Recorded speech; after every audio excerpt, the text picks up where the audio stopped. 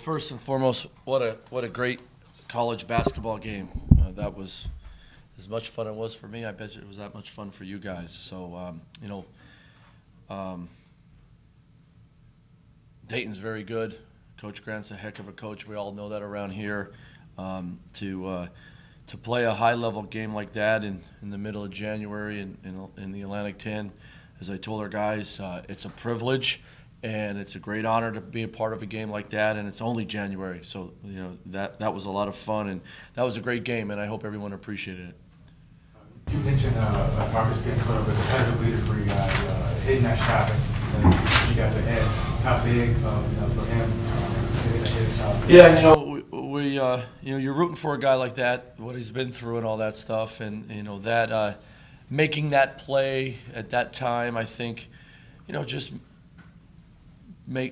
it's worth going through all this, and he's a competitive dude. I've seen him do it a few times before, and his competitiveness is what we need all the time, and to get 4 fouls and not lose it, and I think the big thing with Marcus is his competitiveness, spreads to the rest of the team, and I thought we just made some great competitive plays late in the game to find a way, and he led the way. You mentioned about trouble. Do you have to talk to him, or is he kind of guy that set himself down? I saw he was pretty upset after the second time. Yeah, I always talk to him. I mean, I don't know if he's always listening, but he's going to have some because he thinks he can steal every ball, and he's an aggressive kid, and that's why I recruited him, and that's why I like him so much. That's a VCU mentality. We've had a lot of dudes around here like that just feel they can make plays and they're aggressive, and sometimes you're going to have that, but you got to. As we say, you got to log the game, and you get a second one, you got to be smarter. You get that 4th one early, and he didn't want to come out when he got his 4th, but I thought PJ had a great game today against a very good team, and I thought some other guys picked up the slack when Deuce went out. So it was a great team win, and Marcus led the way. Coach Marcus mentioned that he felt the team took a step forward by them talking about finishing the game as opposed to you and the coaching staff. Did you get that sense after? Yeah, the best teams and the teams that really set high standards are led by each other. Period. We all know that. And when I always talk about I got it, guys. When a player tells the coach I got it, and you believe it, something's going to get done. That's a big step. And I thought today we had some I got it guys. I got it, coach. They huddled, they took care of it themselves, they communicated, and it's a big step for us, without a doubt. Coach, they play one of the shortest benches in the country. You guys play one of the deepest, statistically. I talked to a former player who played for both of you guys, and he said Coach Grant plays the 6 best guys. You like to play everyone. Why do you lean towards that, the deep bench? I'm just curious. I did both, Someone asked me a question today. I didn't realize how many years I've been a head coach. I've had 6, and some places I had 4.5. But I'm going to tell you this, and this when I played a lot of guys at times at Randolph-Macon because we were deep and we were talented and we were able to do that. When I got here to work for Coach Smart, when we played a lot of guys, the best thing about it, people could say the Army, the pace of the game. The best thing about it that I saw personally that I fell in love with was the morale of the team.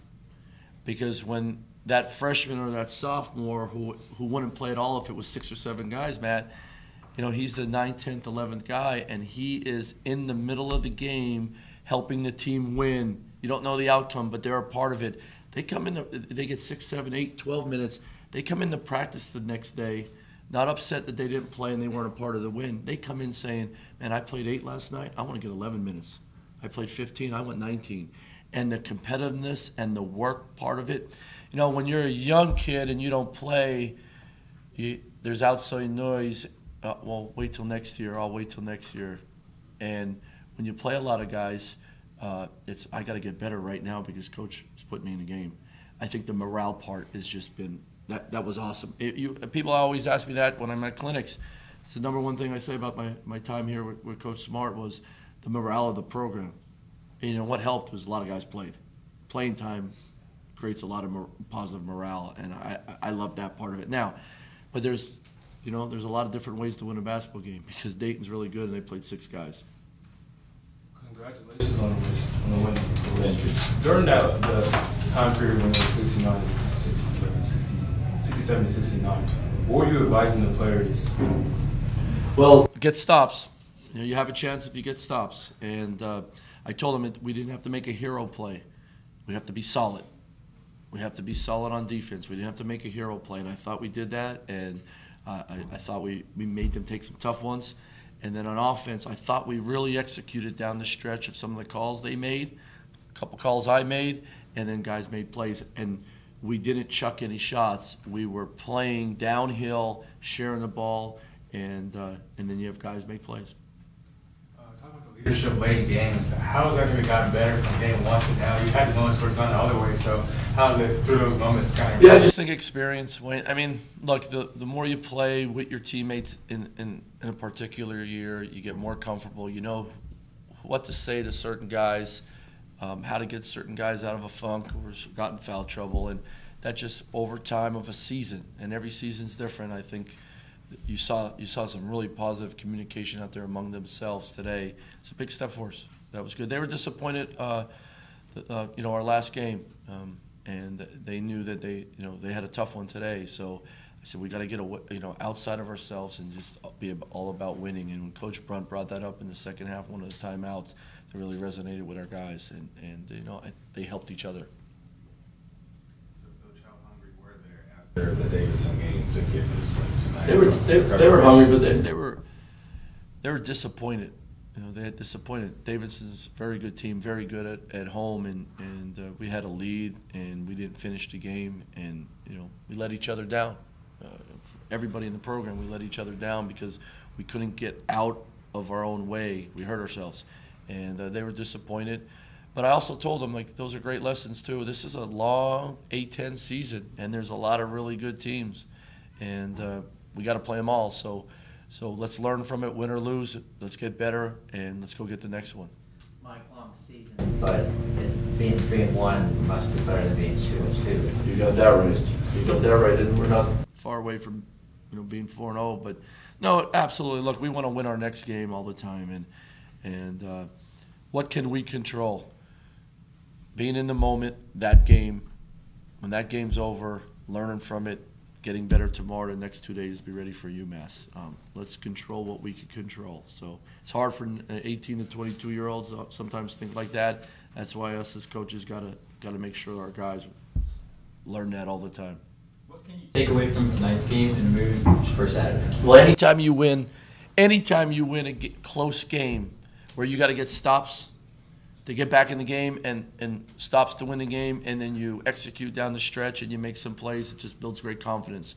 And, if we have to do that again, we can go back to this, hey, we did it. We did it against a very good Dayton team. We're going to have to do it again. And I'm sure we're going to be in this same exact situation on the road here again. That's the fun of it. And that's, that's your best teacher is that experience. Coach, they were one of the best teams at scoring inside the arc, percentage-wise. How did you think coming into this, your guys, because you were one of the best defensively, how did you look at that matchup, and how did you think things were? I thought our big guys did a really good job on their bigs of making them make tough shots or making them miss. I thought we gave up too many quick passes, slips, or some rolls that we didn't have good enough coverage. So good one-on-one defense, some good guard and drives and making the miss at the rim. Some botched assignments, I think, was what hurt us. We got to make sure we fix that before we get to Saturday. But not bad. They have some talented players, and they get downhill. And Coach Grant does a great job of spreading the floor and sort of putting you in between. Do I hedge? Do I get back? Do I recover? Do I leave that 3-man that can shoot it in the corner? So you get stuck sometimes with your assignment, and they exploited us a little bit on that. Coach Graham was here for 3 years. You were here during that time. Yeah. Just want to ask about y'all's relationship. Obviously, you're competitors in the A-10, but do you guys keep in touch? No, when we see each other on the road. When I was at Randolph-Macon, I would come down and watch his practices. He ran unbelievable practices, and of course, you guys all know I used to always come to VCU games if Randolph-Macon wasn't playing, and he's a guy that you root for because he does it the right way, he approaches it the right way, And he was always, he didn't have to let me in his practices. He did, and build a relationship with he and his staff, and got familiar with VCU. I mean, he's a super, he's a super coach, but he's even a better person, without a doubt. Mike, you know what to say to you. Yeah, out of the funk, but there's nothing quite like success to build a guy's confidence. Is this a big step for Marcus tonight? Yes, big time. A big time. Especially, when he got 4 fouls and he could have went, in the tank mentally. He didn't. He stayed connected to the game, put him in there right around the 4-minute mark, and I thought he had really good defense on Carruthers. And he made some plays down the stretch and hit that 3. I've seen him hit that 3 a bunch before, and it just gives you confidence with your body. It gives you confidence with your game. It gives you confidence that I can impact this team. And we've had a lot of guys around VCU make some big plays like that, and tonight was his turn. Is it a relief to you to see him do that? You knew he could do it, but until he does it. I don't know about a relief, because look, I say this to him all the time, like, you got to go through stuff in your life when you're an athlete, like you go through injuries or you get in a slump, things don't your way. Unfortunately for him, he went through 2 major surgeries.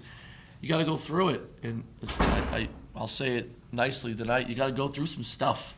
And we've all been there throughout our lives, and when you're an athlete, you go through stuff, and he's gone through it.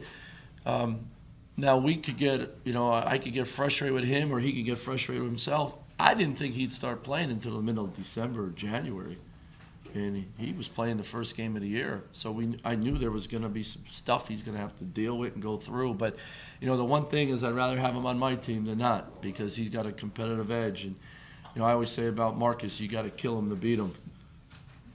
And today you saw that. So but it was great. It was great that he saw that. It gives you self-confidence anytime you see that thing go in at a big time. How vocal is he personally? When you mentioned that the guys are talking to each other, how big of a role does Marcus play in that? A lot. I mean, he brings juice. He brings juice, and when he could walk in a room and light it up because he brings juice and all that. And in his competitiveness, that's what we want. And him and IV have that, and I think they bring it out of each other, and DJ has it, and our young guys are getting it because they see that every day. Throughout the game, I saw Marcus. He had a lot of aggression going on. Yeah, because he never thinks he ever fouls, and a turnover is never his fault. So when that stuff occurs, he's mad. He's mad, but I know somebody else that was like that one time too. So it's just part of maturing and all that stuff. He's just competitive. IV was really fighting the game at times. Like I said to IV after the game, he was fighting the game. He had 9 points, 7 rebounds, 4 assists. He drew 4 fouls and had 2 steals. Man, a terrible game, huh? I mean, so those are things we got to learn, and we learned it today by winning. We got to continue to build on that stuff with it that we can learn. Jenkins at times looks as if he was right on the edge of sort of taking over. Yeah. And then something would happen and he would sort of fade away. But you feel like he's on the edge, and he and Marcus are really a 1-2 type combination for you. Yeah. I think I said to DJ to him after the game, I thought that was one of his best overall games that he's played here in 3 years. I just thought he played great on the defensive end, really listened to the game plan and carried it over. Thought he did some great things on offense, didn't force a lot or fight the game. And I thought he had a great feel today on playing the right way, and it carried over in his results. I was really proud of him. Well, Very good passer.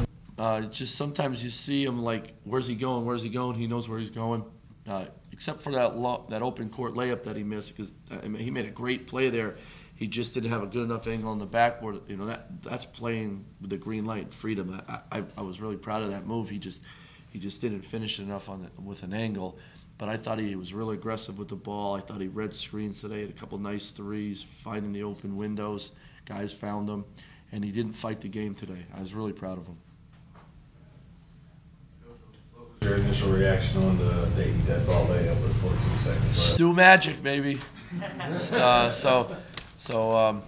I said, Mr. Siegel's paying his taxes.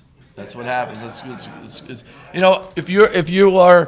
if you're coaching and playing long enough, you go through it all. You experience it all. I still remember the day Guilford hit a 90-foot shot to win the game at Randolph-Macon. We thought the game was over.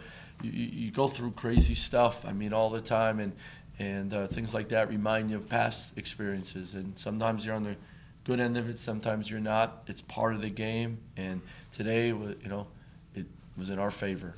So as it got stuck up there, it looked like it was moving off. I'm like, oh man, and it got stuck, and it's just sometimes how the game goes. It's not just magic that you stay there, it was magic that the arrow was pointing toward your head. Yes. Yes, so whatever you want to call it, but the stew magic, that's what I told our guys after the game, and I like how that sounds.